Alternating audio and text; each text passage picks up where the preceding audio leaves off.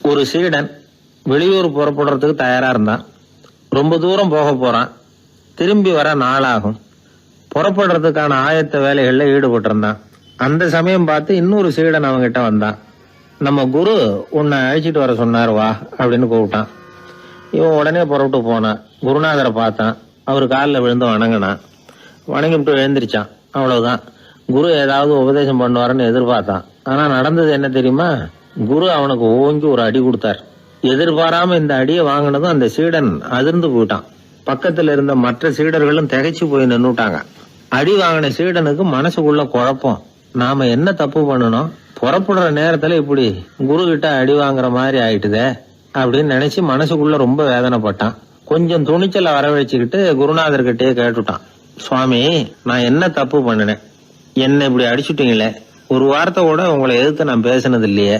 இவ்வளவு காலமா உங்க விருப்பத்துக்கு விரோதமா ஒரு காரியம் கூட நான் செஞ்சது இல்லையே. வந்ததும் வராததுமா ஒண்ணுமே சொல்லாம என்ன அடிச்சுட்டீங்களே. குருவே, நான் செஞ்ச குற்றம் தான் என்ன அப்படின்னு கண்ணீரோட பரிதாபமா கேட்டானா அந்த சீடன். ஆனா அந்த குரு முகத்துல கொஞ்சம் கூட கோபம் இல்லை. அவர் சிரிச்சுக்கிட்டே நின்னுகிட்டு இருந்தாராம். அதுக்கப்புறம் சொன்னாராம், என்னுடைய அருமை சீடனே, நீ ஒரு தவறும் பண்ணல. நான் உன்னை அடிச்சது நீ ஏதோ தப்பு பண்ணிவிட்டேங்கிறதுக்காக இல்ல. நீண்ட பயணம் போக போற. ஞாபகமா ஏதாவது கொடுத்து அனுப்ப வேணாமா?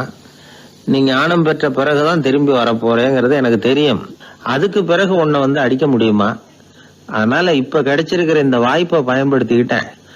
அப்போதைக்கு இப்பவே அடிச்சுட்டேன், அவ்வளவுதான், வேற ஒண்ணும் இல்லை அப்படின்னாராம். குரு சிரிச்சுக்கிட்டே இப்படி சொல்றார். இருந்தாலும் இதுவும் ஒரு உபதேசம் தான். அதிர்ச்சிகளால விழிப்படைய வைக்கிறதும் ஒரு வழிதான். இது ஜென் வழி. பெரும்பாலும் அதிர்ச்சியின் மூலமாகவே ஞான தரிசனத்தை அருள்கிறவர்கள் தான் ஜென் குருமார்கள். நம்ம தியானம் தான் ஜென். இந்தியாவிலிருந்து இது சீனாவுக்கு போய் கொஞ்சம் பேர் மாறி வளம் பெற்று ஜப்பான்ல ஜென் ஆகி வளர்ந்துருக்குது, அவ்வளவுதான். ஜென்கிறது தியானம். எதை நினைச்சும் தியானிக்கிறது இல்ல, எல்லாத்திலையும் தியானம் இருக்கிறதா சொல்லுது ஜென். பேசுறது, இருக்கிறது, நடக்கிறது, சாப்பிடுறது, சிரிக்கிறது, தூங்குறது, தொழில் செய்யறது அல்லது சும்மா இருக்கிறது எல்லாமே தியானம் தான். ஜென்கிறது ஒரு சுய தரிசனம். தன்னைத்தானே அடையாளம் கண்டுகொள்ளுகிறது தான் அது. இல்லாத எதையும் தேடி கண்டுபிடிக்கிறது இல்ல. சென் மார்க்கத்தை பத்தி ஓஷோ என்ன சொல்றார் தெரியுமா? காணாமல் போன தன்னுடைய மூக்கு கண்ணாடி தன்னுடைய மூக்கின் மேல் இருப்பதை கண்டுகொள்வது போன்றது சென் அப்படிங்கிறார். நம்மால் ஒருத்தர் இன்னொருத்தர் முகத்தை ரொம்ப நேரமா உத்து பார்த்துக்கிட்டு இருந்தார். என்ன பாக்குறீங்கன்னாரு அவரு. நீங்க போட்டிருக்கீங்களே மூக்கு கண்ணாடி, அதை தான் பாக்குறேன்னாரு இவரு. நீங்க அப்படி பாக்குறதுக்கு விசேஷ காரணம் ஏதாவது உண்டான்னு கேட்டார் இவர். உண்டுன்னார். என்னன்னு கேட்டார். நேத்திக்கு காணாம போன என்னோட மூக்கு கண்ணாடி அது அப்படின்னாராம் இவர். ஒரு ஊர்ல ஒரு குரு இருந்தார். ஒரு நாள் அவரை தேடிட்டு ஒருத்தன் வந்தான். உனக்கு என்ன வேணும்னு கேட்டார் குரு. எனக்கு ஞான தெளிவு வேணும், அதுக்கு உங்க உபதேசம் எனக்கு தேவைன்னா. உபதேசம் வேணும்னா அதை பெற்றுக்கொள்ளுகிற அளவுக்கு தகுதி உள்ளவனா உன்னை தயார்படுத்திக்கணுமேன்னார். அதுக்கு நான் என்ன செய்யணும் சொல்லுங்கன்னா, முதல்ல நீ செய்ய வேண்டியது என்னன்னா, உங்ககிட்ட இருக்கிற எல்லா கெட்ட குணங்களையும் விட்டுட்டு 1 வருஷம் கழிச்சு வா, அப்புறம் பார்க்கலான்னார். அவ்வளவுதானே, சரின்னு சொல்லிவிட்டு அவன் போயிட்டான். 1 வருஷம் கழிச்சு வந்தான். அவன் அங்க வந்து சேர்ந்த சமயத்துல அந்த ஆசிரமத்தின் மண் தரைய ஒரு வேலைக்காரன் பெருக்கி சுத்தம் பண்ணிட்டு இருக்கிறான். அந்த மண் தரையிலிருந்து எழுந்த புழுதி அதிகமா இருந்தது. அது காத்துல கலந்தது. சீடனையே மறைக்கிற அளவுக்கு ஆயிட்டுது. ஒரே புழுதி மயம். சீடனுக்கு கோபம் வந்துட்டுது. அந்த வேலைக்காரனை அடிக்கிறதுக்காக கைய வாங்கிட்டு போனான். அவன் ஓடி போய் குரு கிட்ட சொல்லிவிட்டான், குருவே, உங்க உத்தரவுப்படிதான் நான் தரையை சுத்தம் பண்ணேன், ஆனா அந்த ஆளு என்ன அடிக்க வர்றான் அப்படின்னா. குரு பார்த்தார். அந்த சீடனை கூப்பிட்டார். இத பாருப்பா, உன்னுடைய எண்ணங்கள்ல பாம்பு புகுந்துட்டுது. அதையெல்லாம் விரட்டி அடிச்சு விட்டு 1 வருஷம் கழிச்சு வா, அதுக்கப்புறம் பார்க்கலான்னுட்டார். சீடன் யோசனை பண்ணான். சரின்னு சொல்லிட்டு போயிட்டான். 1 வருஷம் கழிச்சு மறுபடியும் வந்தான். இப்போ அவன் வர்ற சமயத்துல அந்த வேலைக்காரன் என்ன பண்ணான் தெரியுமா? குரு கட்டளைப்படி தரையை பெருக்கினான். அப்புறம் அந்த புழுதியை எடுத்து வேணும்னே அந்த சீடன் மேல தூவனான். அவ்வளவுதான். சீடனுக்கு மகாகம் வந்துட்டுது. அந்த வேலைக்காரனை பிடிச்சி கண்ணாமண்ணான்னு திட்டிவிட்டான். வேலைக்காரன் குரு கிட்ட ஓடனான். ஐயா, அந்த ஆளு வாய்க்கு வந்தபடியெல்லாம் திட்டுறான் அப்படின்னா. குரு பார்த்தார். ஓ அப்படியா, அப்படின்னா இந்த தடவை பாம்புகள் கிடையாது, இப்போ அவன் இதயத்துக்குள்ள நுழைஞ்சிருக்கிறது நாய். அதை விரட்டி அடிச்சு விட்டு இன்னும் ஒரு வருஷம் கழிச்சு அவனை வர சொல், அப்புறம் பார்க்கலாம் அப்படின்னு சொல்லி அனுப்பி வச்சுட்டார். சீடன் திரும்பி போயிட்டான். ஒரு வருஷம் கழிச்சு மறுபடியும் வந்தான். இப்ப அவன் வர்றப்போ என்ன செய்யணுங்கிறத அந்த வேலைக்காரங்கிட்ட குரு ஏற்கனவே சொல்லி வச்சிருக்கிறார். அது பிரகாரமே அவன் பண்ணனான். அவன் என்ன செஞ்சான் தெரியுமா? கூட்டி பெருக்கின புழுதியெல்லாம் ஒரு வாளி தண்ணியில போட்டு நல்லா கலக்கி அந்த சீடன் தலையில ஊத்தினான். இவ்வளவு செஞ்சும் இந்த தடவை அவனுக்கு கோபமே வரல. அதுக்கு பதிலா அவனை பார்த்து நன்றின்னா. எதுக்கு நன்றி தெரியுமா? எதையும் சகிச்சுக்கிட்டு அமைதியா இருக்கும் குணத்தை கற்றுக்கொள்வதற்கு உதவியா இருந்ததுக்காக அந்த வேலைக்காரனுக்கு நன்றி. இத கேள்விப்பட்ட உடனே அந்த குரு ஓடி வந்தார். இவனை கட்டி பிடிச்சுக்கிட்டார். இனிமே நான் உனக்கு உபதேசம் பண்ணலாம், அதுக்கான தகுதி உனக்கு வந்துட்டுதுன்னார். இதுல இருந்து என்ன தெரியுது? ஒருத்தர்கிட்ட உபதேசம் வாங்கணும்னா கூட அதுக்குன்னு ஒரு தகுதி நமக்கு தேவைப்படுது. சகிப்புத்தன்மை ஒவ்வொரு மனிதனுக்கும் தேவைதான். இந்த காலத்துல ஒரு குரு, அவரை தேடி ஒருத்தன் வந்தான். குரு அவனை நிமிர்ந்து பார்த்துட்டு சொன்னார், நீ முதல்ல சகிப்புத்தன்மையை வளர்த்துக்கிட்டு அதுக்கப்புறம் என்கிட்ட வாழ்னார். இவன் அவரை நிமிர்ந்து பார்த்துட்டு சொன்னான், குருவே, நான் உங்ககிட்ட வந்திருக்கிறதே சகிப்புத்தன்மையை வளர்த்துக்கிறதுக்காகத்தானே அப்படின்னு. மனுநீதி சோழன் வரலாறு நமக்கு தெரியும். அது மாதிரி நீதி தவறாத ஆட்சியாளர்கள் பல பேர் இருந்திருக்கிறாங்க இந்த உலகத்துல. ஹசரத் உமர் பின் கத்தாப் அப்படின்னு ஒருத்தர், இஸ்லாத்தின் 2வது கலீஃபா இவர். அவருடைய ஆட்சி காலத்துல நடந்த ஒரு நிகழ்ச்சி. இந்த மன்னருக்கு ஒரு மகன், அவர் பேரு அபு ஷஹ்மா. அந்த மிசர் நாட்டு கவர்னர் அமர் பின் நாஸ், அந்த மன்னருடைய மகன் கவர்னர் அவர்களுடைய கவனிப்புல இருந்தார். அந்த சமயத்துல ஒரு நாள் அவர் மதுபானா இருந்தனார். கவர்னருக்கு தெரிஞ்சு போச்சு. அவருக்கு தர்ம சங்கடமா போயிட்டுது. தவறு செஞ்சது மன்னருடைய மகன். கவர்னர் யோசனை பண்ணார். அவர் மெதுவா தன்னுடைய வீட்டுக்கு அழைச்சிட்டு வந்தார். அதிகமா அவரை கஷ்டப்படுத்தாம ஒரு சின்ன தண்டனை கொடுத்து பிரச்சனையை தீர்த்துட்டார். ஏதோ பேருக்கு ஒரு தண்டனை, அவ்வளவுதான். இது நடந்து கொஞ்ச நாள் கழிச்சு மன்னருக்கு இந்த விஷயம் தெரிஞ்சு போச்சு. தன்னுடைய மகன்கிறதுனால கவர்னர் லேசான தண்டனையோட விட்டுட்டார் அப்படிங்கறத புரிஞ்சுக்கிட்டார். உடனே கவர்னருக்கு தகவல் அனுப்பினார். அமர் பின் ஆஸ் அவர்களே, என்னுடைய மகன் மதுபானம் அருந்தி இருக்கிறான், அது உங்களுக்கு தெரிஞ்ச உடனே தண்டனை கொடுத்திருக்கிறீங்க. கலீஃபாவின் மகன்கிற காரணத்தினால குறைவான தண்டனையை கொடுத்ததாக கேள்விப்படுறேன். இது ஷரியத்தின்படி மாபெரும் குற்றம். உங்களுடைய நடத்தையும் மன்னிக்க கூடியதல்ல. இந்த கடிதம் கண்ட உடனே மகன் அபு ஷஹ்மாவை மதீனாவுக்கு அனுப்பி வைக்க வேண்டியது அப்படின்னு கடிதம் எழுதினார். அதை பார்த்தார் கவர்னர். உடனே கலீஃபாவின் மகனை மதீனாவுக்கு அனுப்பி வச்சார். மன்னர் முன்னாடி நீதி விசாரணை நடக்குது. தன்னுடைய மகனுக்கு சவுக்கடி வழங்கும்படியா உத்தரவிடுறார் ஹசரத் உமர் பின் கத்தாப். தண்டனை நிறைவேற்றப்பட்டது. கூடியிருந்தவர்கள்லாம் ஐயா கொஞ்சம் கருணை காட்டுங்க அப்படின்னு சொல்லி மன்னர்கிட்ட வேண்டிக்கிட்டாங்களாம். அந்த வேண்டுகோளை மன்னர் ஏத்துக்கல. நீதியின் முன்னால் தந்தை மகன் அன்பு நேசம் உறவு இந்த முறைகளை எல்லாம் கவனிக்க முடியாது. குற்றம் செஞ்சவர் தண்டிக்கப்பட வேண்டியவர், அவர் யாரா இருந்தாலும் சரி அப்படின்னாராம். எல்லா ஆட்சியாளர்களுமே கவனிக்க வேண்டிய ஒரு செய்தி இது. அவர் ஒரு நாள் தன்னுடைய அரசாங்க கணக்கு வழக்குகளை பார்த்துட்டு இருக்கிறார். அந்த சமயத்துல அவரை பார்க்க ஒரு பெரிய மனிதர் வந்தார். இவர் தன்னுடைய சொந்த வேலை காரணமா வந்திருக்கிறார் அப்படிங்கறத அவர் புரிஞ்சுக்கிட்டார். உடனே அது வரைக்கும் எரிஞ்சுகிட்டு இருந்த விளக்க அணைச்சுட்டு இன்னொரு விளக்க ஏற்றி வச்சுக்கிட்டாராம். இந்த செயலுக்கு என்ன காரணம்னு கேட்டிருக்கிறார் வந்தவர். இதுக்கு அவரு சொன்னார், ஐயா, நீங்க வந்த போது இங்க எரிஞ்சுகிட்டு இருந்தது அரசாங்க விளக்கு, இப்ப எரியறது சொந்த விளக்கு. சொந்த விஷயங்களை பேசுறப்போ அரசாங்க பணத்தை செலவு பண்ணக்கூடாது, அதனாலதான் விளக்க மாத்தனே அப்படின்னாராம். இப்படிலாம் பல பேர் இந்த உலகத்துல இருந்திருக்கிறாங்க. ஆனா இப்ப எல்லாம் பல பேர் அப்படி இருக்கிறது இல்ல. ஒருத்தர் அப்படிதான் அரசாங்க விஷயங்களை பார்த்துக்கிட்டு உட்கார்ந்து இருக்கிறார். அந்த சமயத்துல ஒரு பெரிய தொழில் அதிபர் அவரை பார்க்க வந்திருக்கிறார். இவரு சடார்னு எழுந்திருச்சு எரிஞ்சுகிட்டு இருந்த விளக்க அணைச்சுட்டார். எங்கும் ஒரே இருட்டு. ஏன் விளக்க அணைச்சுட்டீங்கன்னு கேட்டிருக்கிறார் வந்தவர். இங்க நடக்கிறது மத்தவங்க கண்ணுல பற்றக்கூடாது அப்படிங்கறதுக்காக தான் விளக்க அணைச்சேன். நீங்க கொண்டு வந்திருக்கிறத அப்படி ஒரு ஓரமா வச்சுட்டு போடுங்க, அதுக்கப்புறமா விளக்க போட்டு நான் எடுத்துக்கிறேன் அப்படின்னாராம் இவர். ஒரு குழந்தை அம்மா கிட்ட போச்சு, அம்மா என்ன தூக்கிக்க. உடனே அந்த அம்மா அந்த குழந்தைய தூக்கி இடுப்புல வச்சுக்கிறாங்க. எந்த பக்கம் வச்சுக்கிறாங்க? இடது பக்கம். பொதுவா குழந்தைய தூக்குறவங்க யாரும் வலது பக்கம் இடுப்புல வச்சுக்கிறது இல்ல. விவரம் தெரியாத சில ஆம்பளைகளை அப்படி தூக்கி வச்சுக்கிட்டு அலையிறது உண்டு. ரொம்ப காலமாவே குழந்தைகளை இடுப்புல இடது பக்கமா வச்சிருக்கிற பழக்கம் தான் இருந்து வந்திருக்குது. இதுக்கு ஆய்வாளர்கள் என்ன காரணம் சொல்றாங்க தெரியுமா?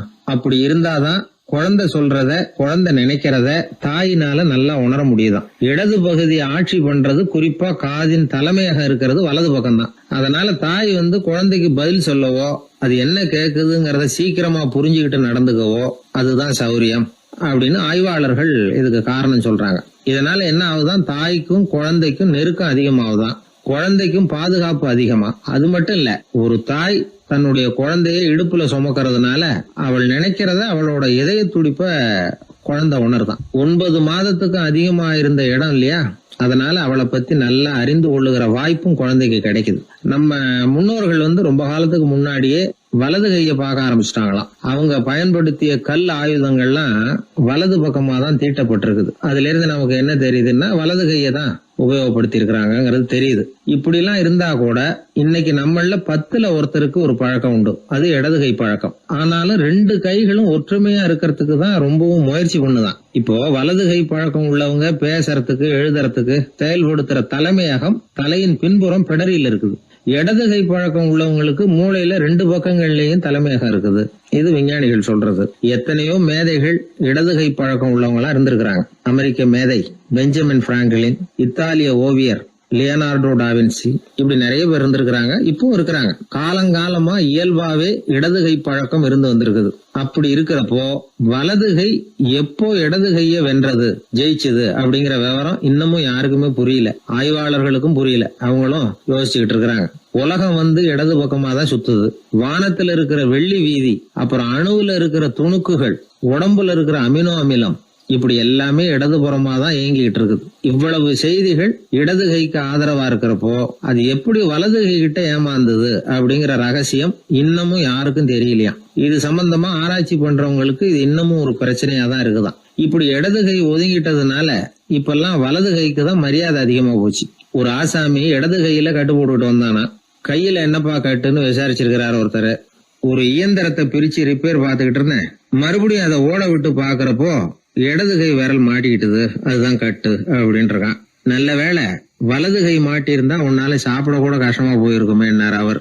இதுக்கு அவன் சொன்னானா, முதல்ல வலது கை தாங்க மாட்டிக்க இருந்தது, நான் தான் உடனே புத்திசாலித்தனமா அதை இழுத்துக்கிட்டு இடது கையை கொடுத்தேன் அப்படின்னு இருக்கான். இவன் எப்பேற்பட்ட புத்திசாலி பாருங்க. இந்த வலது கை இடது கைங்கிறத பத்தி அறிவியல் ஆராய்ச்சி ஒரு பக்கம் இருந்தாலும் கை சுத்தமா இருக்கணும், இது வாழ்க்கைக்கு முக்கியம். உண்மை, உழைப்பு, நேர்மை இதெல்லாம் இருந்தாதான் வாழ்க்கையில முன்னேற முடியும். அதனால இந்த இடது கை பழக்கம் வலது கை பழக்கம் எது எப்படி இருந்தாலும் அது ஒருத்தருடைய புத்திசாலித்தனத்தை பாதிக்கிறது இல்ல. அதனால வாழ்க்கையில முன்னேறதுக்கு இது ஒரு இடைஞ்சலா இருக்கிறது இல்ல. நாம நம்ம உடம்பையும் புரிஞ்சுக்குவோம், மனசையும் புரிஞ்சுக்குவோம். அப்படி புரிந்து கொண்டு வாழ்க்கையில முன்னேறுவோம். ஒரு இளைஞன், வசதியான குடும்பம், அவனுக்கு வாழ்க்கையில நிம்மதி இல்ல, வாழவே பிடிக்கல, எல்லாம் வெறுத்து போச்சு. என்ன பண்ணலாம்னு யோசனை பண்ணான். ஒரு குருவை தேடிட்டு போனான். அவர்கிட்ட தான் வந்த விவரத்தை சொல்லி ஏதாவது வழி சொல்லுங்க சுவாமின்னு கேட்டான். அவரு பார்த்தார். சரி, அதுக்கு முன்னாடி உன்னை பத்தி கொஞ்சம் சொல்லு, எவ்வளவு படிச்சிருக்கிற, என்ன தெரியும் உனக்கு அப்படின்னு கேட்டார். சுவாமி, நான் ஒழுங்கா படிக்கல, எதுவும் தெரியாது, ஆனா கொஞ்சம் சதுரங்கம் ஆட தெரியும் எனக்கு, அவ்வளவுதான். குரு கொஞ்சம் யோசனை பண்ணார். பக்கத்துல இருந்த ஒரு சீடனை கூப்பிட்டார். அவங்கிட்ட ஒரு பேரை சொல்லி, நீ உடனே போய் அந்த பிக்ஷுவை இங்க கூப்பிட்டுட்டு வா அப்படின்னார். வரும்பொழுது ஒரு சதுரங்க பலகையும் அதுல விளையாடுறதுக்கான காய்களையும் எடுத்துட்டு வா, அப்படியே நம்ம சீடர்கள் எல்லாரையும் இங்க வர சொல்லு அப்படின்னு சொன்னார். கொஞ்ச நேரத்துல எல்லாரும் வந்து சேர்ந்தாங்க. சதுரங்க பலகையை கொண்டாந்து வச்சாங்க. அந்த பிக்ஷுவும் வந்து சேர்ந்தார். குரு முன்னாடி அடக்கமா நின்னார். குரு அவரை கிட்டத்துல கூப்பிட்டு கொஞ்ச நேரம் சதுரங்கம் ஆடணும்னார். அந்த பிக்ஷுவுக்கு சதுரங்கம்னா என்னன்னு தெரியாது, இருந்தாலும் மறுப்பு எதுவும் சொல்லல. குரு சொன்னார், பிக்ஷுவே, நீர் என்னுடைய சீடர், என்னுடைய பேச்ச மறுக்காதவர், உம்முடைய அடக்கத்தையும் பணிவையும் நான் அறிவேன், எனக்காக உயிரையும் கொடுக்கறதாக சொல்லி இருக்கிறீங்க. இப்போ அதுக்கான வாய்ப்பு வந்திருக்குது. நீங்க இந்த இளைஞனோட சதுரங்கம் ஆடணும். தோத்து போனா இந்த வாளால தலையை சீவி விடுவேன், ஆனா இறந்தாலும் உமக்கு சொர்க்கம் நிச்சயம். நீங்கள் வெற்றி பெற்றுட்டா தோற்று போன இந்த இளைஞனின் தலையை சீவி விடுவேன். சரி, இப்போ நீங்க ஆட ஆரம்பிக்கலாம்னார். ஆட்டம் ஆரம்பமாச்சு. அந்த பிக்ஷு முகத்துல சலனமே இல்ல, சாவை பத்தி கவலைப்பட்டதாவே தெரியல. எதுவும் புரியலன்னாலும் குருவின் கட்டளைங்கிறதுனால ஏதோ ஒரு காயை நகர்த்திக்கிட்டு இருந்தார். சுத்தி இருந்த சீடர்கள் முகத்துல திகில், பயம், பாவம், நம்ம பிக்ஷு நிலைமை இப்படி ஆயிட்டுதே அப்படிங்கிற கவலை. குரு கையில பெரிய வாள் பளபளப்பா தயாரா இருக்குது. பிக்ஷு காயை நகர்த்துறது ஆரம்பத்திலேயே ஆச்சரியமா தெரிஞ்சாலும் அவருக்கு சதுரங்கம் பத்தி எதுவுமே தெரியாதுங்கிறது இளைஞனுக்கு புரிஞ்சு போச்சு. அவனுக்கு உற்சாகம் வந்துட்டது. சுறுசுறுப்பா காய்களை நகர்த்த ஆரம்பிச்சான். பிட்சு கொஞ்சம் கொஞ்சமா தோத்துக்கிட்டே வந்தார். சுத்தி இருக்கிற சீடர்கள் முகத்துல சொல்ல முடியாத வேதனை. இளைஞன் முகத்துல மகிழ்ச்சி. நிமிர்ந்து பார்த்தான் எதிரில இருந்த பிட்சுவை. அவர் முகத்தை பார்த்ததும் இவனுக்கு ரொம்ப பாவமா இருந்தது. அந்த முகத்துலதான் எவ்வளவு சாந்தம், எவ்வளவு இனிமை, அவர் கண்கள்ல எவ்வளவு கருணை. இவர் சாகத்தான் வேணுமா? இளைஞன் யோசிக்க ஆரம்பிச்சான். நாம இறந்து போனா யாருக்கும் எந்த இழப்பும் இல்ல. வீணாகி போன தன்னுடைய வாழ்வும் சாவும் யாரையும் பாதிக்க போறதில்ல. ஆனா துறவியும் ஞானியுமான கருணை மிக்க இந்த பிட்சு இறந்தா அது எவ்வளவு பெரிய இழப்பு. அதுக்கு நாம காரணமா இருக்கிறதா அப்படின்னு நினைச்சு பார்த்தான் அந்த இளைஞன். உடனே கண்ணாமண்ணான்னு விளையாட ஆரம்பிச்சுட்டான். அதாவது தான் தோத்து போகணுங்கிறதுக்காகவே. ஆட்டத்தை கூர்ந்து கவனிச்சுக்கிட்டு இருந்த குரு திடீர்னு சதுரங்க பலகையை கழுத்து தள்ளினார். காய்கள்லாம் செதறி போட்டுது. எல்லாரும் திகைச்சு போட்டாங்க. யாருக்கும் வெற்றி தோல்வி இல்லைன்னு அறிவிக்கிறேன் குரு. தம்பி, உன்னுடைய மன ஒருமைப்பாட்டை கவனிச்சேன். முழுமையா ஆட்டத்துல மூழ்கி போனதையும் பார்த்தேன். கடைசியில உயிர் தியாகம் பண்ண முடிவெடுத்து தாறுமாறா ஆட ஆரம்பிச்சதையும் கவனிச்சேன். வாழ்க்கை என்னங்கிறதும் எந்த வாழ்க்கை பயனுள்ள வாழ்க்கைங்கிறதும் உனக்கு புரிஞ்சுட்டுது. இப்ப இங்க அதை நீ கத்துக்கிட்ட. உன்னுடைய மனம் பக்குவ நிலை அடைஞ்சுட்டுது. தியாகம் உன்னுடைய இதயத்துல குடி வந்துட்டுது. அது எங்க இருந்தாலும் நல்லதுதான். உனக்குள்ள இருந்துதான் அந்த தியாகம் வந்திருக்கு. அதை நீ அடையாளம் கண்டுபிடிச்சுக்கிட்ட. நீ இனிமே கொஞ்ச காலம் இங்கேயே இருந்துட்டு போகலாம். உன்னுடைய வாழ்வு பயனுள்ள வாழ்வா மாறும் அப்படின்னு சொல்லி அந்த குரு ஆசீர்வாதம் பண்ணார். இந்த காலத்திலயும் ஒருத்தர் அது மாதிரி தன்னுடைய வாழ்க்கையை பயனுள்ளதாக ஆக்கிக்கணும்னு ஆசைப்பட்டார். உடனே சதுரங்கம் ஆட ஆரம்பிச்சார். அப்புறம் சீட்டாட ஆரம்பிச்சார். கொஞ்ச நாள் கழிச்சு அவரை பார்த்த நண்பர் ஒருத்தர் கேட்டார், என்னங்க சீட்டாட ஆரம்பிச்ச பிறகு வாழ்க்கை பயனுள்ளதா ஆச்சா அப்படின்னு கேட்டார். ஆச்சுன்னார் அவர். யாருக்கு, உங்களுக்கான்னு கேட்டார். இல்லைங்க, நான் யாரோட ஆடுனோ அவருக்கு வாழ்க்கை பயனுள்ளதா ஆச்சு அப்படின்னு ஒரு விளக்கம் கொடுத்தாராம். அதனால வாழ்க்கைங்கிறது ரொம்ப நுட்பமான ஒன்று. அந்த நுட்பமான வாழ்க்கையை புரிஞ்சுக்கிட்டு அதுக்கப்புறம் அதை பயனுள்ளதாக மாற்றிக்கொள்ள வேண்டியது மனிதர்களுடைய கடமை. விளையாடுறது வழக்கம். மரத்துக்கு அந்த பையன் பேரில் ஒரு பாசம் உண்டாக ஆரம்பிச்சுட்டுது. பையன் அந்த மரத்தில் உள்ள பூக்களை பறிக்கணும், பழங்களை பறிக்கணும்னு ஆசைப்பட்டான். அதுக்காகவே அந்த மரம் தன்னோட கிளைகளை வளைச்சி அவனுக்கு எட்டுற அளவுக்கு தலையை சாய்ச்சி கொடுக்குது. பையன் பூக்களை பறிக்கிறான். மரம் சந்தோஷப்படுது. மரம் அன்பின் அடையாளம். அதனால் அது கொடுக்கறதுல சந்தோஷப்படுது. மனிதன் ஆணவத்தின் அடையாளம். அதனால் இவன் பறிக்கிறதுல சந்தோஷப்படுறான். பையன் வளர்ந்தான். அந்த மரத்தின் மடியிலேயே படுத்து தூங்கினான். பூக்களை பறித்து மலர் கிரீடம் பண்ணி தலையில் சூடிக்கிட்டான். பழங்களை பறித்தான், சாப்பிட்டான். அதை பார்த்து அந்த மரம் சந்தோஷப்பட்டுது. கொஞ்ச நாளாச்சு. பையன் இன்னும் கொஞ்சம் பெரியவனானான். அந்த மரத்து மேலே ஏறி கிளையில் உட்காந்துக்கிட்டு ஊஞ்சல் ஆட ஆரம்பித்தான். அவனுக்கு சௌகரியத்தை கொடுக்கறதுல மரத்துக்கு ஆனந்தம், மரத்துக்கு அசௌகரியத்தை கொடுக்கறதுல அவனுக்கு ஆனந்தம். இது அன்புக்கும் ஆணவத்துக்கும் உள்ள வித்தியாசம். பையன் இன்னும் கொஞ்சம் வளர்ந்தான். அவனுக்கு கடமை, லட்சியம் எல்லாம் சேர்ந்தது. படித்து பரீட்சை எழுதி பாஸ் ஆக வேண்டியிருந்தது. அதனால் மரத்துக்கிட்ட வர்றதில்லை அவன். ஆனால் மரம் இவனுக்காக காத்துக்கிட்டு இருக்குது. இவன் உலக விஷயங்களில் மூழ்கிட்டான். தற்செயலாக ஒரு நாள் அந்த பக்கமாக போனான். மரம் அவனை பார்த்துது. மறந்துட்டியா என்ன, நான் உன்னை பார்க்கணும்னு ஆவலாக காத்துக்கிட்டு இருக்கேனே அப்படின்னுது. இவன் பார்த்தான். நீ என்ன வச்சிருக்கிற, நான் உங்ககிட்ட ஏன் வரணும், உங்ககிட்ட பணம் இருக்குதா சொல்லு, வர்றேன். ஏன்னா நான் இப்போ பணத்தை தான் தேடிக்கிட்டு இருக்கிறேன் அப்படின்னா.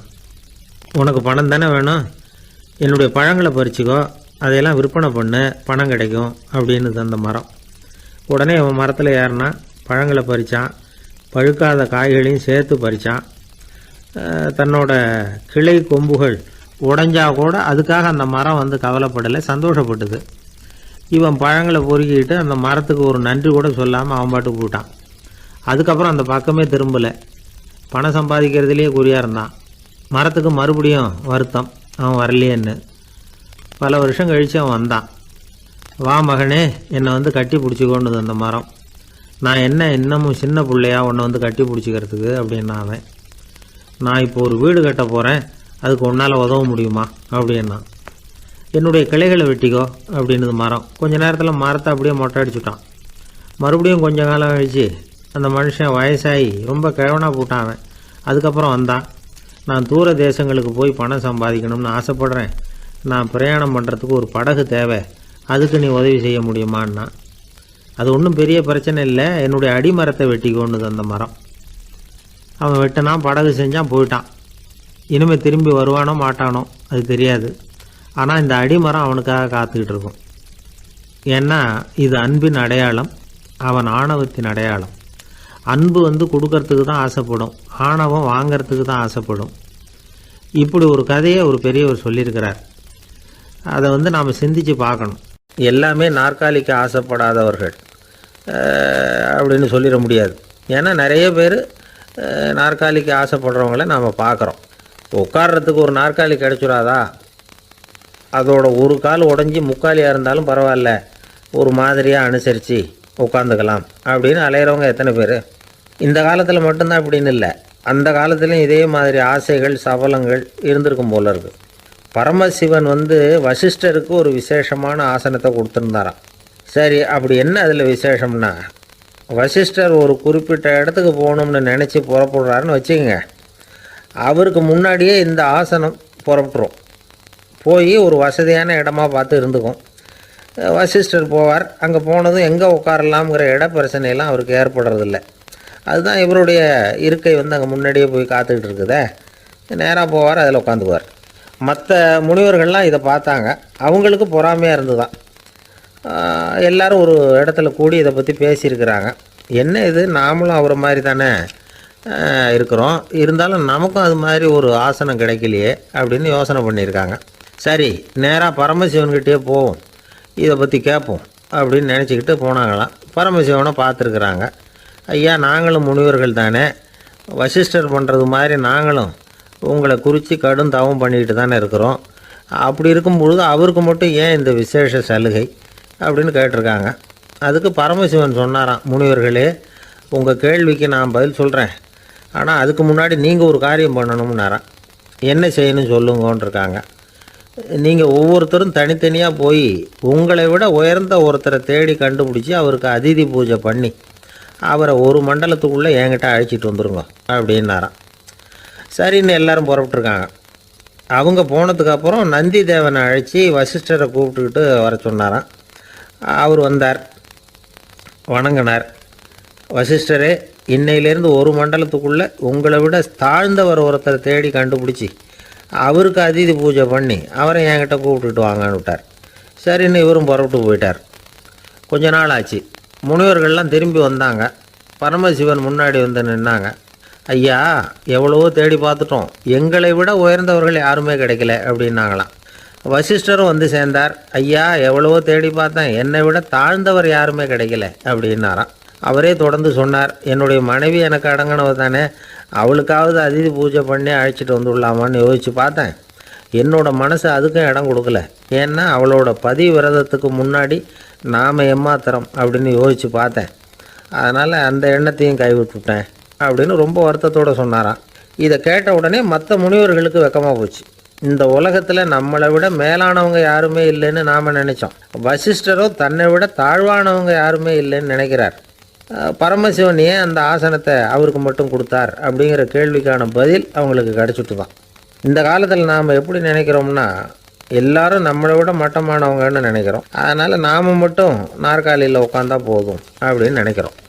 ஏமாந்து போனவங்க சந்தர்ப்பம் பார்த்து காலை வாரி விட்டுடுறாங்க, கீழே விழுந்து காலை உடச்சிக்கிறோம். அதுதான் இன்றைக்கி நடக்கிறது.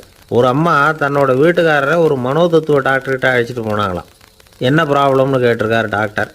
எங்கள் வீட்டுக்காரர் அடிக்கடி நாற்காலியில் உட்காந்து காலை உடச்சிக்கிறார் அப்படின்னாங்களாம். அப்படின்னா அந்த நாற்காலியில் தான் ஏதோ கோளாறு அப்படின்னாரான் டாக்டர். அப்படி இருக்க முடியாது டாக்டர் அப்படின்னாங்களாம் அந்த அம்மா. அது எப்படி அவ்வளோ உறுதியாக சொல்கிறீங்கன்னு கேட்டிருக்கார் அந்த டாக்டர். எங்கள் வீட்டில் நாற்காலியே கிடையாது டாக்டர், இவர் இருக்கிறதா நினச்சிக்கிட்டு உட்கார்றார், அதுதான் ப்ராப்ளம். ஒரே ஒரு ஊரில் ஒரு ராஜா இருந்தார், ரொம்ப நல்லவர். ஒரு நாள் அரண்மனையில் விசாரணை நடந்துக்கிட்டு இருக்குது. அதில் ஒரு வழக்கு. ஒரு விவசாயி புகார் கொடுக்குறார். என்ன புகார்னா, அவர் வயலில் ஆடுகள் மேய்ஞ்சி பயிரை அழிச்சுட்டுது. நிறைய உழைச்சி செலவு பண்ணி பயிரை உண்டாக்கி வச்சுருந்தேன், எல்லாம் போயிட்டுது. இனிமேல் நான் என்ன செய்கிறது, நீங்கள் தான் சரியான தீர்ப்பு வழங்கணும் அப்படின்னார் அந்த விவசாயி. அந்த ஆடுகளுக்கு சொந்தக்காரர் யாருன்னு கண்டுபிடிச்சி அரண்மனைக்கு அழைச்சிட்டு வாங்கன்னு உத்தரவு போட்டார் ராஜா. சேவகர்கள் போனாங்க, ஆளை கண்டுபிடிச்சாங்க, கூப்பிட்டுக்கிட்டு அரண்மனைக்கு வந்துட்டாங்க. ராஜா விசாரணை பண்ணார். அப்புறம் விசாரித்து முடிச்சுவிட்டு தீர்ப்பு வழங்கினார். இந்த விவசாயி அடைந்திருக்கிற இழப்புக்கு ஈடாக உன்னுடைய ஆடுகளை அவங்ககிட்ட கொடுத்துட வேண்டியது அப்படின்னு சொல்லிவிட்டார். உன்கிட்ட இருக்கிற ஆடு பூரா அவன்கிட்ட கொடுத்துரு, அந்த ஆட்டுனால் ஏற்பட்ட இழப்பு சரியாக போகட்டும் அப்படின்னு தீர்ப்பு வழங்கிட்டார். அந்த மன்னருடைய மகன் இதை பார்த்துக்கிட்டே உட்காந்துருந்தான். இந்த தீர்ப்பை இன்னும் கூட சிறப்பாக வழங்கலாமே அப்படின்னு நினச்சான். அப்பாக்கிட்ட சொன்னான். உடனே அந்த அரசர், சரி நீயே இதுக்கு சரியான தீர்ப்பு சொல்லு அப்படின்னார். அந்த இளவரசன் தீர்ப்பு சொல்கிறான். அவன் சொன்ன தீர்ப்பு என்னன்னா, உங்ககிட்ட இருக்கிற ஆடுகள் எல்லாத்தையும் 1 வருஷ காலத்துக்கு அந்த விவசாயிகிட்ட ஒப்படைச்சிட வேண்டியது.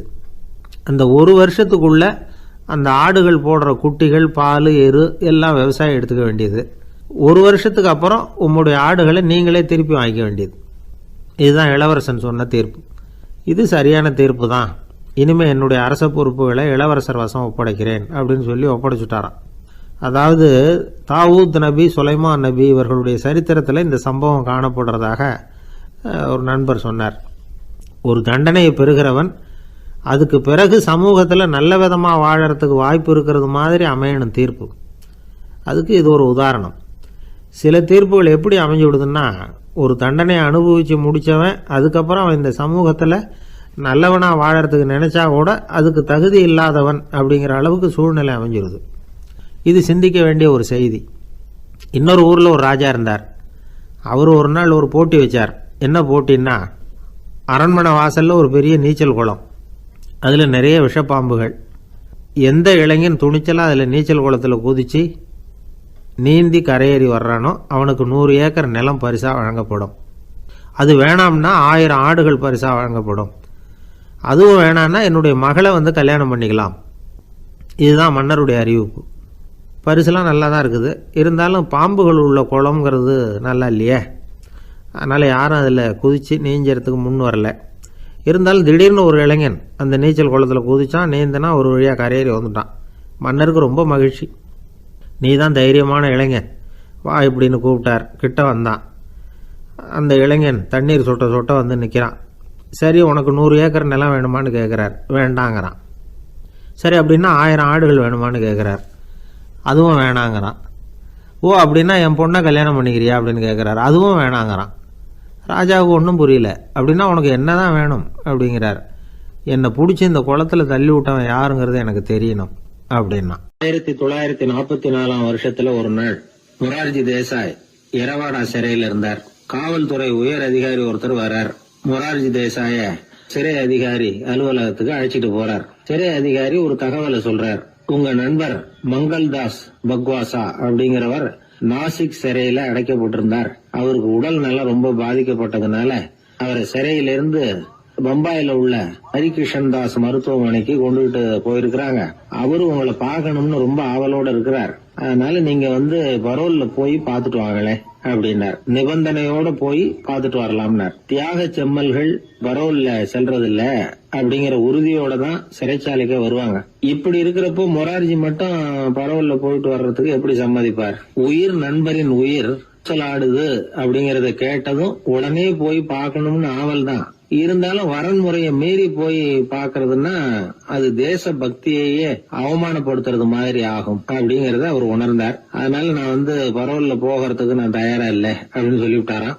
நண்பருடைய கடைசி ஆசைய நிறைவேற்றுறது உங்க கடமை இல்லையா அப்படின்னு கேட்டிருக்காரு சிறை அதிகாரி. கடமை தான், அதே சமயம் என்னுடைய கடமையை காப்பாத்துறதும் முக்கியமாச்சே அப்படின்னாரா இவர். அதுக்கப்புறம் அந்த அதிகாரி நிபந்தனை இல்லாமலே மொரார்ஜியை வெளியில அனுப்புறதுக்கு சம்மதிச்சாராம். அப்படி இருந்தும் மத்த நண்பர்களை கலந்துகிட்டு தான் மொரார்ஜி வெளியில புறப்பட்டாராம். பம்பாய்க்கு போனார். படுக்கையில நண்பரை சந்திச்சார். அவர் ரொம்ப மோசமான நிலைமையில இருந்தார். உடல்நிலை கவலைக்கிடம்னு தான் டாக்டர்களும் சொன்னாங்க. மங்கள்தாஸ், இனி எனக்கு வாழ்க்கையில என்ன இருக்கு, நான் இறந்து விடுறதே மேலுன்னாராம். மொரார்ஜிக்கு ரொம்ப வருத்தமா போச்சு. மங்கள்தாஸ் இல்லத்துல இருந்த சமயத்துலதான் மொரார்ஜிய கைது பண்ணாங்களாம். அந்த அதிர்ச்சி தான் மங்கள்தாஸ ரொம்ப பாதிச்சிருக்கு அப்படிங்கறத அவர் புரிஞ்சுக்கிட்டார். இத பாருங்க, விடுதலை போராட்டத்துல ஈடுபடுறவங்களை கைது பண்றதும் சிறையில அடைக்கிறதும் சகஜம் தானே. அன்னைக்கு உங்க வீட்டுல இருந்தப்போ நான் கைது செய்யப்படலைன்னாலும் இன்னொரு இடத்துல நான் கைது செய்யப்பட்டுதான் இருப்பேன். அதனால அதை பத்தி நீங்க ஏன் வேதனைப்படணும்? நீங்க தைரியமா உறுதியா இருக்கணும். அது மட்டும் இல்ல, அது வரைக்கும் மருந்தே சாப்பிடாம இருந்த மங்கள்தாஸ மருந்து சாப்பிட வச்சாராம். 2 நாள் அவர் பக்கத்திலே இருந்தார்.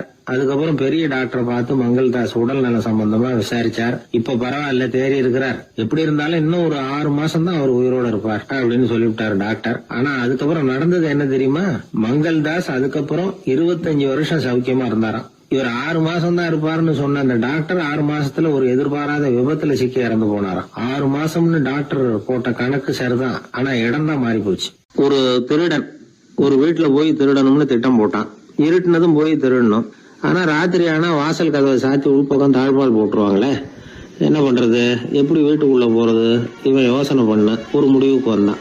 சரி, பகல் நேரத்திலேயே யாருக்கும் தெரியாம அந்த வீட்டுக்குள்ள நுழைஞ்சிருவோம், அங்க போய் எங்கேயாவது ஒளிஞ்சுக்குவோம், இருட்டுற வரைக்கும் பேசாம இருப்போம், ராத்திரி எல்லாரும் தூங்கினதுக்கு அப்புறம் நைஸா போய் பீரோவை திறந்து இருக்கிறது பூரா எடுத்துக்கிட்டு ஓடியாந்துடலாம் அப்படின்னு திட்டம் போட்டான். அதே மாதிரி ஒரு நாள் மத்தியானத்துக்கு மேல அந்த வீட்டுக்காரன் எங்கேயோ வெளியில புறப்பட்டு போனான். வீட்டுக்கார அம்மா அடுப்பங்கரையில என்னவோ சமைச்சுக்கிட்டு இருந்தாங்க. திருடன் பார்த்தான். இதுதான் சமயம்னு அந்த வீட்டுக்குள்ள மெதுவா நுழைஞ்சிட்டான். எங்க ஒளியலாம்னு பார்த்தா வலது பக்கம் ஒரு ரூம் இருந்தது. அங்க போனான். அங்க ஒரு படுக்கை அறை, அங்க ஒரு பெரிய கட்டில் இருந்தது. அதுக்கு அடியில போய் பதுங்கிட்டான். இருட்டுனது நம்ம வேலையை ஆரம்பிக்கலாம், அது வரைக்கும் பொறுமையா இருக்கணும் அப்படின்னு சொல்லி பேசாம வாயை மூடிட்டு கம்முன்னு இருக்கிறான். ரொம்ப நேரம் கழிச்சு வெளியில போயிருந்த வீட்டுக்காரன் திரும்பி வந்தான். சாப்பிட்டான். லைட்டை நிறுத்தி விட்டு படுத்துட்டான். அந்த அம்மாவும் வேலையெல்லாம் முடிச்சுட்டு வந்து படுத்துட்டாங்க. நடு ராத்திரி. விடி விளக்கு லேசா எரிஞ்சுக்கிட்டு இருக்கு. வீட்டுக்காரன் லேசா கண்ணை முழிச்சான். கட்லுக்கு நேரா எதிரில் ஒரு கண்ணாடி. அதுல பாக்குறான், கட்லுக்கு கீழே ஒரு திருடன் ஒளிஞ்சு இருக்கிறது தெரிஞ்சு போச்சு. உடனே அவன் திருடன் திருடன்னு சத்தம் போடல, யோசனை பண்ணான். மேஜையில இருக்கிற கத்தி எடுத்து கையில வச்சுக்குவோமா அப்படின்னு யோசனை பண்ணான். இந்த சந்தர்ப்பத்துல கத்தியை உபயோகப்படுத்துறத விட புத்தியை உபயோகப்படுத்துறது தான் சாமர்த்தியம் அப்படின்னு நினைச்சான். உடனே அது பிரகாரம் செயல்பட ஆரம்பிச்சிட்டான். என்ன பண்ணான் தெரியுமா? எதையும் வெளியில காட்டிக்காம ரொம்ப சர்வசாதாரணமா தன்னுடைய மனைவி கிட்ட பேச ஆரம்பிச்சான். மனைவியும் புத்திசாலி, அதனால அவங்களுக்கு தெரியும். அவங்களும் வீட்டுக்காரர் கேட்ட கேள்விக்கு பொருத்தமா பதில் சொல்ல ஆரம்பிச்சாங்க. இவன் கேட்டான், இந்த பாரு, நமக்கு குழந்தை பிறந்தா அதுக்கு கிருஷ்ணமூர்த்தின்னு தான் பேர் வைக்கணும் அப்படின்னா. அதெல்லாம் முடியாது. ஆம்பளை பிள்ளையா இருந்தா ஏகாம்பரம், பொம்பளை பிள்ளையா இருந்தா பங்கஜவல்லி, இதுதான் அவங்க மாமனார் மாமியார் பேர், அதான் வைக்கணும் அப்படின்னாங்க அந்த அம்மா. அதெல்லாம் முடியாது, நான் முடிவு பண்ணிவிட்டேன் கிருஷ்ணமூர்த்தின்னு கத்தனா அவன். இல்ல ஏகாம்பரம் பங்கஜவல்லின்றது இந்த அம்மா. வாதம் முத்தி போச்சு. கிருஷ்ணமூர்த்தி கிருஷ்ணமூர்த்தி கிருஷ்ணமூர்த்தின்னா அவன். ஏகாம்பரம் பங்கஜவல்லி ஏகாம்பரம் பங்கஜவல்லின்னு இவங்க கத்துறாங்க. ஒரே சத்தமா போச்சு. இத கேட்டதும் பக்கத்து வீட்டுல இருந்தவங்க, எழுத்த வீட்டுல இருந்தவங்க எல்லாம் எழுந்திரிச்சு ஓடி வந்து இவங்க வீட்டு கதவை தட்ட ஆரம்பிச்சுட்டாங்க. தட தடன்னு. இவன் சாவகாசமா எழுந்திரிச்சு போய் கதவை திறந்தான்.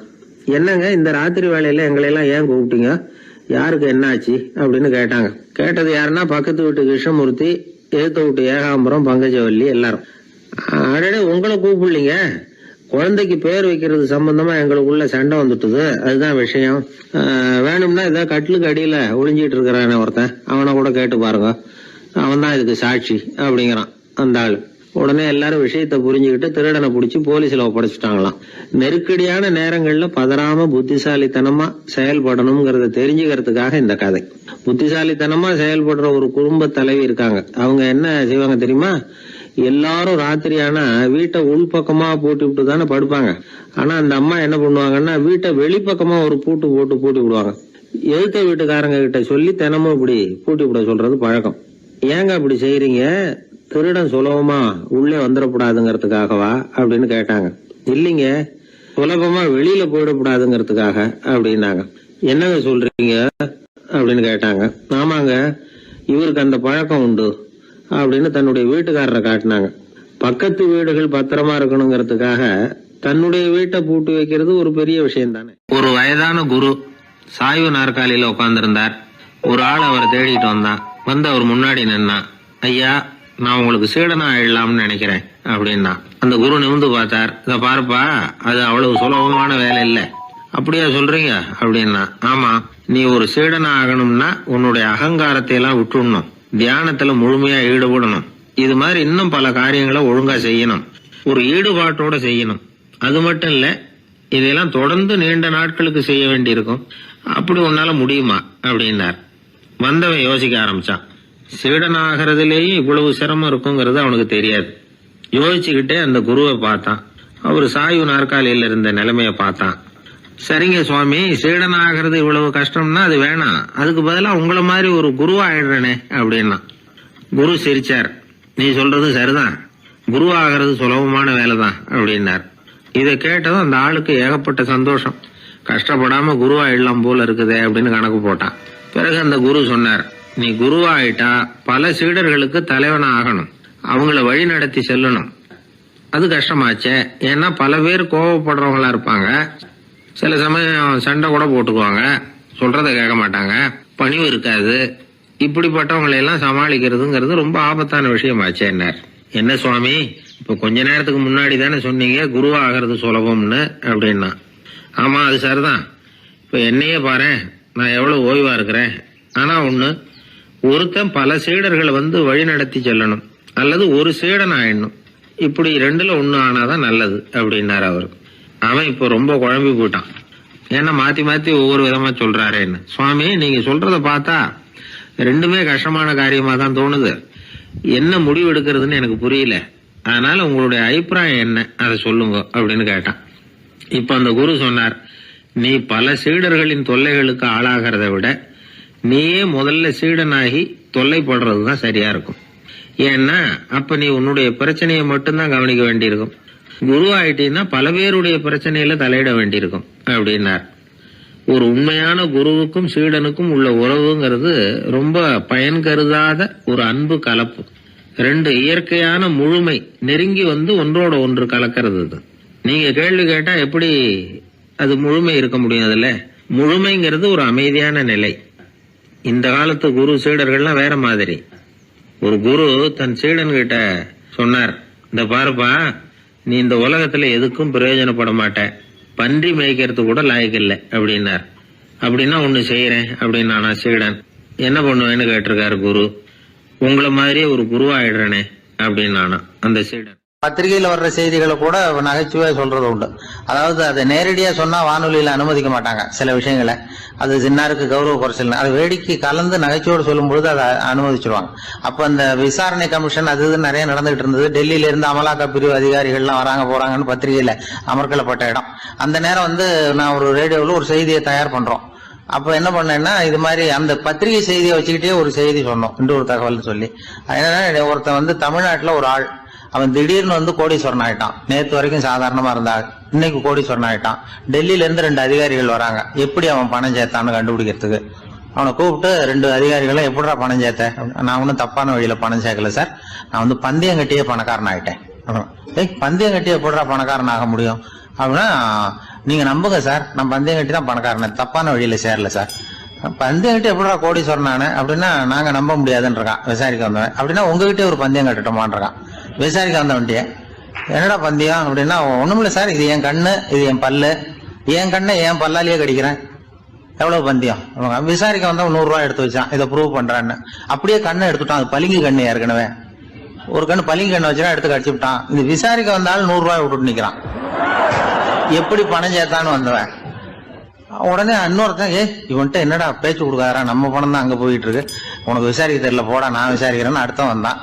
அது நீ ஒழுங்கா சொல்றேன், எப்படிடா பணம் சேர்த்தேன் சார், நீங்க கொஞ்சம் புத்திசாலியா தெரியுது அவரை விட, நீங்களாவது நம்புங்க சார், பந்தயம் கட்டி தான் பணம் சேர்த்தேன், நான் நம்ப முடியாது.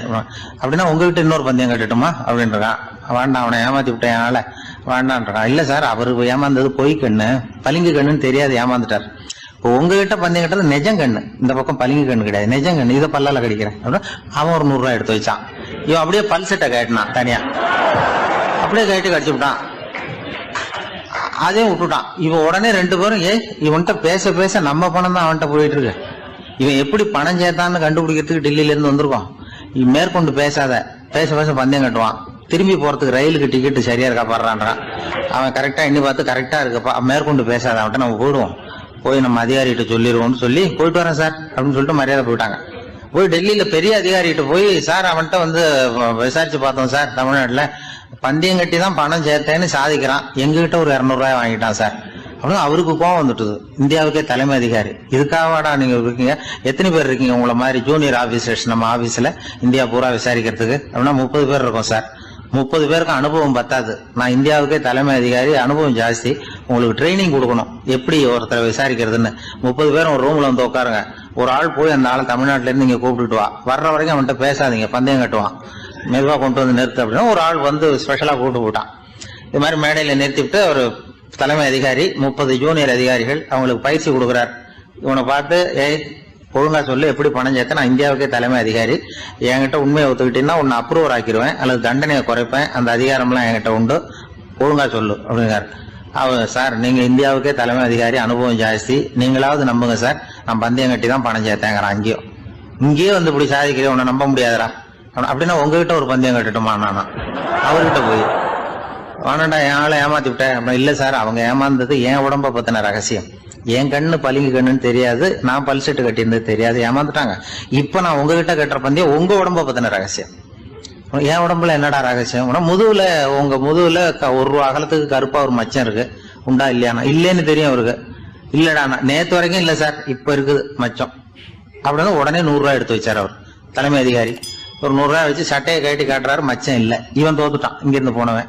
உடனே 200 ரூபாய் எடுத்து வச்சுக்கிட்டு, தோழர்களே இப்படிதான் ஒருத்தரை விசாரிக்கணும், என்கிட்ட இவன் ஏமாந்துட்டான் பாருங்க, துருவி துருவி விசாரிக்கிறதுன்னு சொல்றாங்களே இதுதான் அப்படின்னு விளக்கம் கொடுத்தார். அப்போ இவன் மெதுவா ஆரம்பிச்சானா, சார் இந்த பந்தயத்துல உங்களுக்கு 200 ரூபாய் லாபம், ஆனா இதே பந்தயத்துல எனக்கு 2900 ரூபாய் லாபம் சார் அப்படின்றான். என்னடா பண்ண அப்படின்னு கேட்டிருக்காரு. உங்களுக்கு தெரியாம இந்த 30 பேர்கிட்டையும் தனித்தனியா ஒரு பந்தயம் கட்டியிருக்கேன். 30 பேர்கிட்ட என்னடா பந்தயம் கட்டினேன்? ஒண்ணும் இல்ல சார், உங்க எல்லாரும் முன்னாடியும் உங்க மேலதிகாரியை சட்டையை கேட்ட வைக்கிறேன், உங்களுக்கு பந்தயம் கட்டினேன். போயிட்டு உங்க பூரா எனக்கு 2900 ரூபாய் லாபம். அவரு பார்த்தா அதிர்ச்சி ஆயிட்டாரு. தலைமை, சார் நீங்க போங்க சார் அப்படின்னு சொல்லி ஒரு ஆளை கொண்டு போய், சாரை கொண்டு போய் மரியாதையா பக்கத்து ரூம்ல விட்டாங்க. இனிமே அவர்கிட்ட யாரும் பேசாதீங்க வாங்கன்னு சொல்லிவிட்டு, அதுக்கப்புறம் தோழர்களே, இவர் பேச ஆரம்பிச்சாரு, தோழர்களே இனிமே யாரும் தமிழ்நாட்டு பக்கம் விசாரிக்க போகாதீங்க. நீங்க யாராவது போறதுன்னா மத்திய பிரதேசம், உத்தரப்பிரதேசம், இப்படி எத்தனையோ பிரதேசம் இருக்கு, போயிட்டு வாங்க, தமிழ்நாட்டை மட்டும் போகாதீங்க, ஏன்னா அங்க போனா நம்ம பணத்துக்கு ஆபத்து வந்துருது அப்படின்னு சொன்னாருன்னு இந்த கதையை ரேடியோல சொன்னேன். இந்த கதையை உண்மை சம்பவமா சொன்னா அனுமதிச்சிருக்க மாட்டாங்க. இந்த நகைச்சுவைக்கு உள்ள மரியாதை என்னன்னா, அது ஒரு கதை மாதிரி உண்டு பண்ணி இப்படி சொன்னதும், இதுல என்ன என்னுடைய விசேஷம்னா, இந்த ஸ்கிரிப்டை வாங்கிட்டு வர சொல்லி மந்திரியினுடைய பிஏ வந்தார். ஒரு மந்திரி அப்ப இருந்தவர், அவர் பிஏ அடிக்கடி வருவார். வந்து இந்த போன நேற்று முந்தா நாள் ரேடியோவில் சொன்ன அந்த இன்னொரு தகவல் காப்பி ஒண்ணு வாங்கிட்டு வா அப்படி இப்படின்னு கூப்பிடுவார். மேடையில பேசுறதுக்கு எங்களுக்கு தேவை, உபயோகப்படும்னு கேட்பார். அவரு இந்த நிகழ்ச்சி வந்தப்போ உடனே அன்னைக்கு வந்துட்டார் அந்த பிஏ. இன்னைக்கு காலையில சொன்னீங்களே சார், மந்திரி கேட்கிறாரு மேடையில பேசுறதுக்கு அப்படின்னு.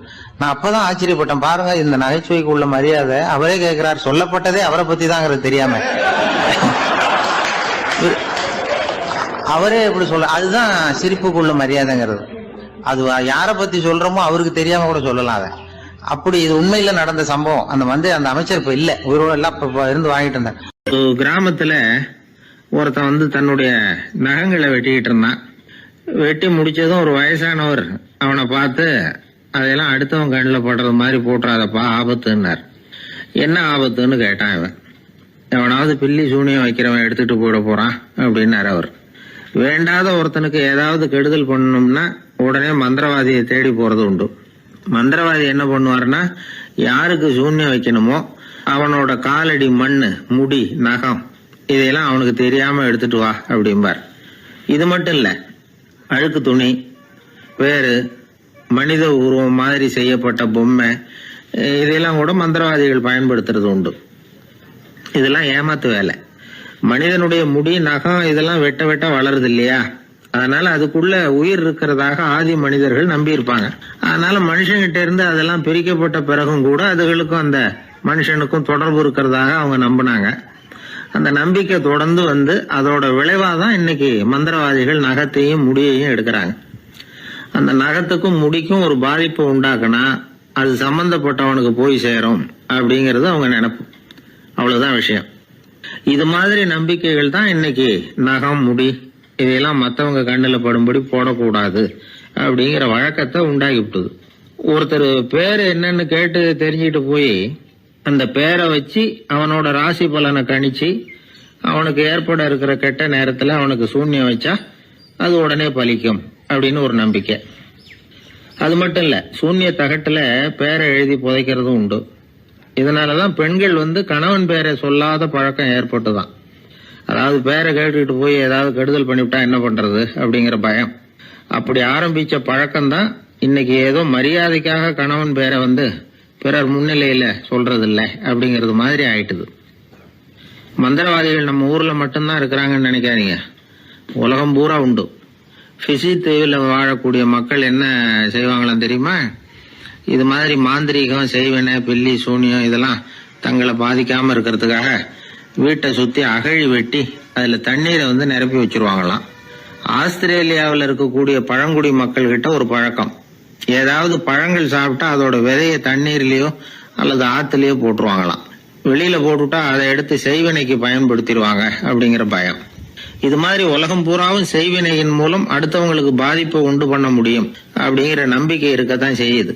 பொதுவா எல்லா ஊர்லயுமே நகம், முடி, காலடி மண்ணு, மனித உருவ பொம்மை இததான் மந்திரவாதிகள் பயன்படுத்துறாங்களாம்.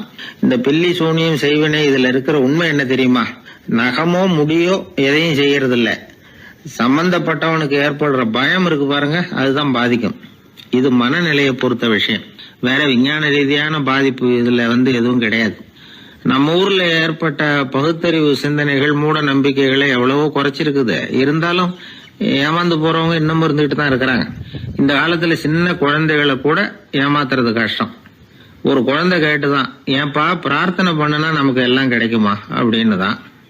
ஓ கிடைக்குமே அப்படின்னாராம் அப்பா. நீ வச்சிருக்கிறிய பேனா அது கூட கிடைக்குமா அப்படின்னு கேட்டுதான் குழந்தை. ஓ கிடைக்கும் அப்படின்னாராம். அப்படின்னா நீ வச்சிருக்கிற பேனாவை என்கிட்ட கொடுத்துரு, அதுக்கப்புறம் நீ பிரார்த்தனை பண்ணி வேற ஒரு பேனாவை வாங்கிக்கோ அப்படின்னு தான் அந்த சின்ன குழந்தை. ஒரு ராஜா இருந்தார். அவர் ஒரு பெரிய கோயில் கட்டினார். பல ஊர்கள்ல இருந்து சிற்பிகள்லாம் கொண்டுகிட்டு வந்தார். அழகழகா சிற்பங்களை செய்ய சொன்னார். ஊர்ல உள்ள ஜனங்களும் கோயில் கட்டுறதுக்கு அவங்களால முடிஞ்ச உதவியை செஞ்சாங்க. ராத்திரி பகலா வேலை நடக்குது. கோயில் கொஞ்சம் கொஞ்சமா வசந்துகிட்டே வந்துட்டுது. அந்த ஊர்ல ஒரு வயசான அம்மா இருந்தாங்க, ரொம்ப ஏழை. அவங்களுக்கு மனசுக்குள்ள ஒரு உறுத்தல், இந்த ஊர்ல எல்லாரும் இந்த கோவில் கட்டுறதுக்கு அவங்களால முடிஞ்ச உதவியை பண்ணிட்டு இருக்கிறாங்க, நம்மளால ஒன்றும் பண்ண முடியலையே அப்படின்னு நினைச்சு கவலைப்பட்டாங்க. அவங்களுக்கு மனசு கேட்கல, ஏதாவது செய்யணும் நம்மளால முடிஞ்சது அப்படின்னு யோசனை பண்ணாங்க. நல்ல வெயில் நேரத்துல சிற்பிகள்லாம் ரொம்ப சிரமப்பட்டு சிலை வடிச்சுக்கிட்டு இருக்கிறாங்கல்ல, அவங்களுக்கு அந்த நேரம் தாகம் எடுக்குமே. அதனால சிரமப்பட்டு ஒரு குடத்துல தண்ணி எடுத்துக்கிட்டு அதை இடுப்புல வச்சுக்கிட்டு மெதுவா கொண்டுகிட்டு அங்க போறது அப்படின்னு முடிவு பண்ணிட்டு அந்த அம்மா போச்சு. அங்க போய் வேலை செய்யறவங்களுக்கு தாகம் எடுக்கிற போலாம் ஒரு கோவலையில தண்ணியை எடுத்து கொடுத்துக்கிட்டு இருக்கிறது.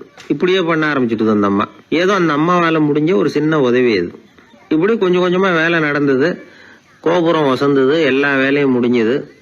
இனிமே கடைசியா கற்ப கிரகத்தின் மேல விமானம் அமைக்க வேண்டியதுதான் பாக்கி. அந்த வேலையும் ஆரம்பமாச்சு. அந்த சிற்பிகள்லயே அனுபவசாலியான ஒருத்தர் இந்த அம்மாவை தேடிட்டு வந்தார். பாட்டி, உங்ககிட்ட இருக்கிற ஏதாவது ஒரு பொருளை கொடுங்க, அந்த விமானத்துல வைக்கலாம் அப்படின்னு நாங்க நினைக்கிறோம் அப்படின்னார். இந்த அம்மாவுக்கு ஒன்றும் புரியல. ஏதாவது இருந்தாவில கொடுக்கலாம், எதுவும் இல்லையே, என்ன பண்றது யோசனை பண்ணாங்க. இத பாருப்பா, என்கிட்ட என்ன இருக்கு, இந்த வாசப்படியில கிடக்குது, இந்த கல்லு தான் இருக்குது, வேணும்னா இதை எடுத்துட்டு போங்க அப்படின்னாங்க. உடனே அந்த கல்லை பேத்து எடுத்துட்டு போயிட்டாங்க அவங்க. அங்க போய் பார்த்தா என்ன ஆச்சரியம், அந்த விமானத்து உச்சியில கலசங்களை அமைக்கிறதுக்கான பிரம்ம எந்திரத்தை மூடுற கருங்கல் ஒண்ணு தேவையா இருந்தது. இவங்க எடுத்துட்டு போன கல்லு அதுக்கு ரொம்ப பொருத்தமா அமைஞ்சு போச்சு.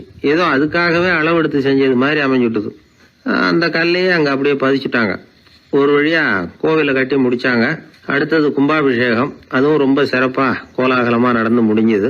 இவ்வளவையும் பார்த்த அந்த ராஜாவுக்கு மனசுக்குள்ள ரொம்ப பெருமையா இருந்தது. இவ்வளவு பெருசா இந்த கோவில் உருவாகிறதுக்கும் இவ்வளவு சிறப்பா இந்த விழா நடக்கிறதுக்கும் நாம தானே காரணம் அப்படின்னு மனசுக்குள்ள நினைச்சுக்கிட்டார். இப்படி நினைச்சுக்கிட்டே அன்னைக்கு ராத்திரி அரண்மனையில படுத்து தூங்கினார். உடனே ஒரு கனவு. ஆண்டவனே அந்த ராஜாவோட கனவுல வந்தார்.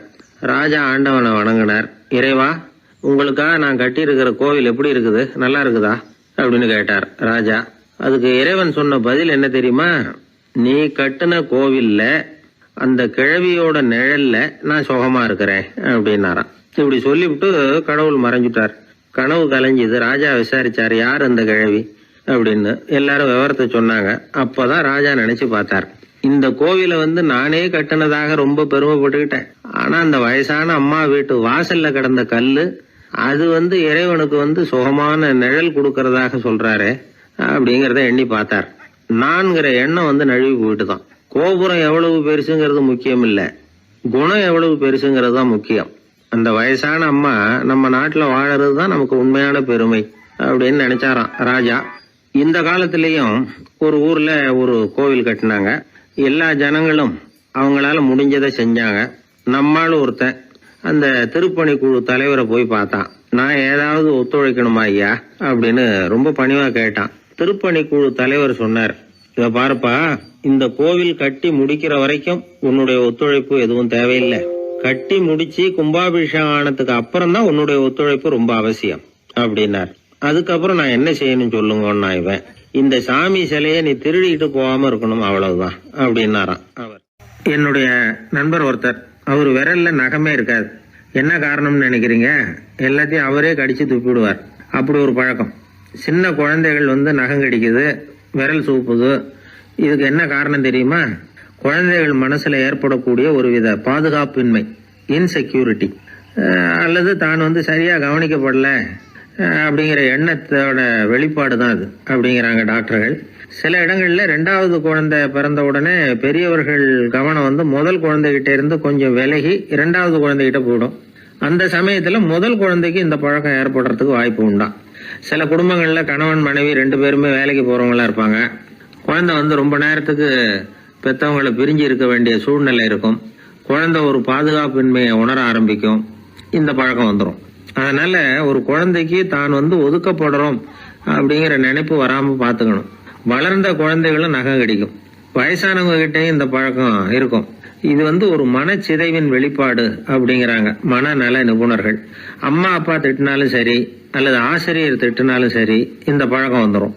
நாம தவறு பண்ணிட்டோம் அப்படிங்கிற நினைப்பு வர்ற சமயம் நகம் கடிக்க ஆரம்பிச்சிருவோம். ஏதோ ஒண்ணு அடையணும் அப்படின்னு நினைக்கிறோம், அதை அடைய முடியல. இப்படி ஒரு ஏக்கம் வர்ற சமயத்திலேயும் சில பேர் நகத்தை கடிக்க ஆரம்பிச்சிருவாங்க. ஒரு பெரிய அதிகாரி, தனியார் நிறுவனத்துல வேலை பார்க்கிறவரு, அவரு டென்ஷனா ஆயிட்டாருன்னா உடனே அறைக்கு அதை சாத்தி விடுவாங்களாம். அவரே சாத்திக்குவாராம். அப்படி சாத்திக்கிட்டு உள்ள எதையாவது வெறிச்சு பார்த்துக்கிட்டே நகத்தை கடிக்க ஆரம்பிச்சிருவாராம். இந்த பழக்கம் உலகம் பூரா உண்டு. நகம் கடிக்கிறவங்களை அந்த பழக்கத்திலிருந்து மீட்கிறதுக்கு என்ன வழி அப்படின்னு லண்டன்ல உள்ள அழகியல் நிபுணர்கள் யோசனை பண்ணி பார்த்துருக்குறாங்க. சில ஆய்வுகள் பண்ணி பார்த்தாங்களாம். அவங்க என்ன பண்ணாங்க தெரியுமா? நகம் கடிக்கிற பழக்கம் உள்ளவங்களையெல்லாம் தேடி பிடிச்சாங்க. அவங்களையெல்லாம் 3 பிரிவா பிரிச்சுக்கிட்டாங்க. ஒரு பிரிவு கிட்ட என்ன சொன்னாங்கன்னா, உங்களுக்கு நகத்தை கடிக்கணுங்கிற நினைப்பு வர்றப்போலாம் டைரி எழுத ஆரம்பிச்சிருங்க அப்படின்னாங்களாம். இன்னொரு பிரிவு கிட்ட, உங்களுக்கு அந்த நினைப்பு வர்றப்போலாம் உங்க நகத்துக்கு வண்ணம் பூச ஆரம்பிச்சிருங்க, அழகு படுத்த ஆரம்பிச்சிருங்க, நெயில் பாலிஷ் போடுறாங்களே அது மாதிரி. அப்படி ஒரு யோசனை சொல்லியிருக்காங்க. 3வது குழுவினர்கிட்ட, உங்களுக்கு நகத்தை கடிக்கணுங்கிற எண்ணம் வர்றப்போலாம் விரல்களை இறுக்கமா மூடி வச்சுக்கிட்டு வேற விஷயங்கள்ல கவனம் செலுத்துங்க அப்படின்னு சொன்னாங்களாம். இப்படி 3 வித முயற்சி பண்ணி பார்த்ததுல கடைசியா அவங்க என்ன கண்டுபிடிச்சாங்க தெரியுமா? 3வது குழு செஞ்சதுல நல்ல பலன் கிடைச்சதாம். அதாவது நகம் தெரியாதபடிக்கு விரலை இறுக மூடிக்கிட்டு வச்சுக்கிட்டோம்னா அந்த பழக்கம் மாறுதான். அப்படி இருந்தவங்க கிட்ட இந்த நகம் கடிக்கிற பழக்கம் மெதுவா குறைஞ்சு போச்சான். அதனால நகம் கடிக்கிற பழக்கம் உள்ளவங்க இதை முயற்சி பண்ணி பார்க்கலாம். ஒரு ஆள் இருந்தார், அவருக்கு எப்ப பார்த்தாலும் நகத்தை கடிச்சுக்கிட்டே இருக்கணும், அப்படி ஒரு பழக்கம். அதனால அவர் விரல்ல எப்பவும் நகம் இருக்கிறது இல்ல, விரல் இருக்கிறதே பெரிய ஆச்சரியம். அவருக்கு திடீர்னு உடம்புல அரிப்பு, சொரிஞ்சிக்க முடியல, அரிப்பும் நிக்கல. 1 வாரம் தொடர்ந்து கஷ்டப்பட்டார். கடைசியா ஒரு டாக்டர் கிட்ட ஓடினார். அவர் எல்லாத்தையும் விவரமா கேட்டுக்கிட்டு கடைசியா கொஞ்சம் மாத்திரை கொடுத்து வேலைக்கு ஒண்ணு சாப்பிடு அப்படின்னாராம். இந்த மாத்திரை எது